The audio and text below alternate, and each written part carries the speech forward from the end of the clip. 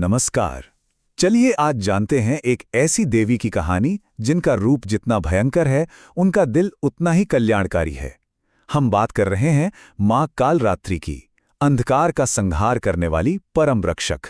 तो सबसे बड़ा सवाल तो यही उठता है कि अगर उनका रूप इतना डरावना है तो फिर उन्हें शुभंकरी क्यों कहा जाता है? शुभंकरी यानी शुभ करने वाली। इस सवाल का जवाब इसी विरोधाभास में ही छिपा है। तो आइए सबसे पहले उनके स्वरूप को ही समझते हैं, जो उनकी बेहिसाब शक्ति का प्रतीक है। जरा सोच कर देखिए, घने अंधेरे जैसा काला रंग, खुले हुए बिखरे बाल और 3 भेदने वाली आंखें जो मानो ब्रह्मांड के सारे रहस्य देख सकती हों, और उनके हाथों में बिजली की तरह चमकते हुए हथियार। पहली नजर में तो ये एक ऐसा रूप है जिसे देखकर कोई भी डर जाए। पर यहाँ एक बहुत गहरी बात है।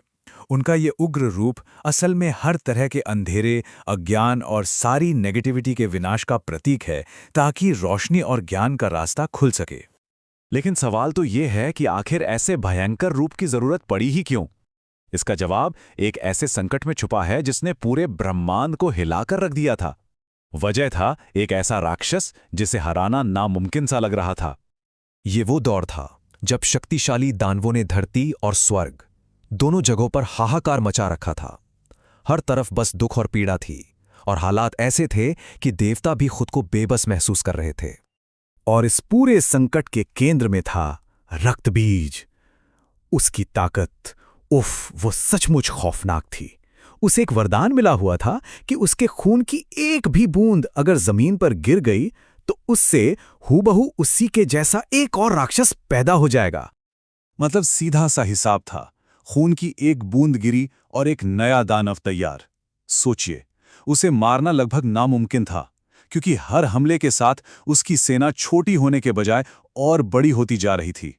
देवताओं के लिए यह किसी बुरे सपने से कम नहीं था। तो जब ऐसा लगा कि अब सारी उम्मीदें खत्म हो चुकी हैं और अंधकार सब कुछ निगल जाएगा, तब एक दिव्य शक्ति का आगमन हुआ जो इस अंधेरे का अंत करने वाली थी। कोई और रास्ता ना देखकर हताश हो चुके सभी देवताओं ने मिलकर महादेवी मां दुर्गा से प्रार्थना की। उन्होंने ब्रह्मांड को इस भयानक मुसीबत से बचाने के लिए उनसे गुहार लगाई। और तभी देवताओं की पुकार के जवाब में मां दुर्गा के भीतर से ही एक शक्ति प्रकट हुई, मां कालरात्रि। वो देवी जो अंधेरे को चलाकर राख कर देती हैं। उनका आगमन इतना शक्तिशाली था कि धरती कांप उठी थी। और फिर वो महायुद्ध शुरू हुआ। मां कालरात्रि ने रक्त बीज पर एक जबरदस्त हमला बोला, लेकिन असली खेल उनकी रणनीति में था। वो रक्त बीज को घायल तो करती, पर उसके खून की हर बूंद को जमीन पर गिरने से पहले ही पी जाती थीं। नतीजा, कोई नया दानव पैदा ही नहीं हो पाया। देखते ही देखते उन्होंने उसकी पूरी सेना को खत्म कर दिया, और आखिर में रक्त बीज का भी अंत हो गया। तो अब घूम फिर कर हम वापस उसी सवाल पर आते हैं। इतना विनाशकारी युद्ध करने के बाद भी उन्हें शुभंकरी क्यों कहा जाता है? ये जो विरोधाभास है ना, वो यहाँ साफ साफ दिखता है। एक तरफ उनका स्वरूप इतना उग्र और भयानक है, तो दूसरी तरफ उनका स्वभाव एकदम शुभ और कल्याणकारी। वो रात के अंधेरे जैसी काली हैं, पर भक्तों की रक्षक हैं। वो हथियार चलाती हैं, पर वरदान भी देती हैं। और यहीं शुभंकरी नाम का असली मतलब सामने आता है, यानी वो जो सिर्फ शुभ करती हैं। उनका वो भयानक रूप सिर्फ और सिर्फ दुष्टों के लिए है। अपने भक्तों के लिए तो वो हमेशा एक रक्षा करने वाली, मंगल करने वाली मां हैं।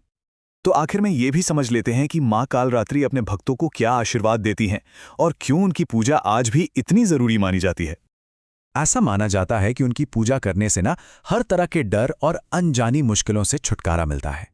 वो सारी नेगेटिव एनर्जी को खत्म करती हैं, हिम्मत और अंदरूनी ताकत देती हैं, और घर परिवार में चल रहे क्लेश को भी शांत करती हैं। यानी वो जीवन की हर बाधा को पार करने की शक्ति देती हैं। तो इस तरह मां कालरात्रि की कहानी हमें एक बहुत गहरी बात सिखाती है कि कभी-कभी सबसे बुरे अंधकार को मिटाने के लिए एक भयंकर रूप लेना ही पड़ता है। उनका स्वरूप विनाश का नहीं, बल्कि सुरक्षा का और एक नई रोशन सुबह का प्रतीक है। वो सच में अंधकार को मिटाकर प्रकाश का रास्ता खोलती हैं।